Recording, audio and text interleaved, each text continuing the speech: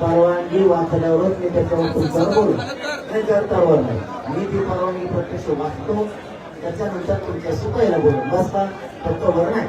मी आता मुंबईकडे निघतोय आणि निघा पाटील ज्या मार्गाला आरक्षण सगळे अंमलबजावणी पुऱ्या मार्गाने पाटील JRC पाटील ज्या मार्गाने तुम्ही जाताय त्या मार्गाची पोलिसांनी तुम्हाला परवानगी दिली का?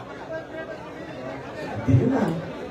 आणि कशाला परवानगी नसेल तर मग आता तुम्ही नुसतं जेवायचं असलं तरी परवानगी जेवायला कोणी परवानगी असतो चालायला परवानगी असतो चालायला परवानगी म्हणलं जेवायला म्हणलं म्हणतो जाऊ दे त्यांना सांगा. मराठा आणि कुणबी एक हे 58 लाख रुपयांचा आधार आहे. मराठा आणि कुणबी एका JR काढून त्याची अंमलबजावणी करा. हैदराबादचं गॅजेट हे तात्काळ लागू करून लगेच अंमलबजावणी करायची. सातारा संस्थान आणि बॉम्बे गव्हर्नमेंटच्या गॅजेटेडची हे लागू करून तात्काळ अंमलबजावणी करायची. सगळ्या सोयीच्या अधिसूचना काढून आता 1.5 वर्ष झाले. सगळ्या सोयीच्या अधिसूचनेची अंमलबजावणीच करायची. सर सकट सगळ्या केसेस माझा घेऊन म्हणले होते त्या सगळ्या माझा घ्यायचा.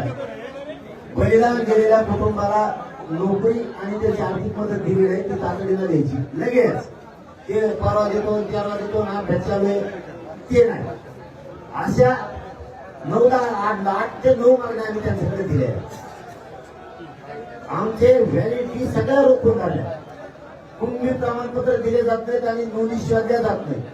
ते तातडीनं सगळं मार्ग काढलं पाहिजे. व्हॅलिडिटी एक सुद्धा ठेवली पाहिजे आणि प्रमाणपत्र सुद्धा नाही.